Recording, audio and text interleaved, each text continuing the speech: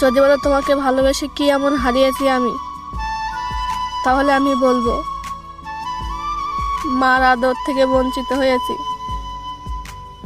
বাবা থেকে বাবার কাছে আবদার করতে পারছি না। একটা সময় ছিল যখন তুমি আমার লাইফে ছিলে না,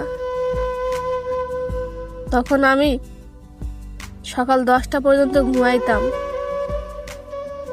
আমার আম্মু সেকেন্ডে সেকেন্ডে ওই ঘরের দরজায় টোকা মারবে আর বলবে, কিরে ওঠ মা, ভাত খেয়ে আবার ঘুমাস।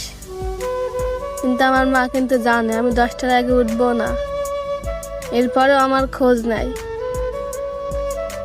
তুমি যখন ছিলে না, তখন আমার আব্বু বাজার যাওয়ার আগে দৌড়ে আমার কাছে আসবে,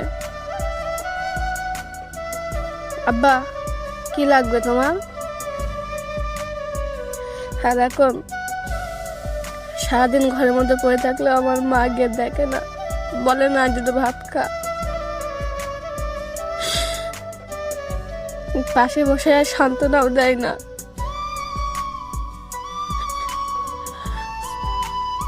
আমার আব্বু আর আমার বলে না, আব্বারে কি লাগবে তোমার?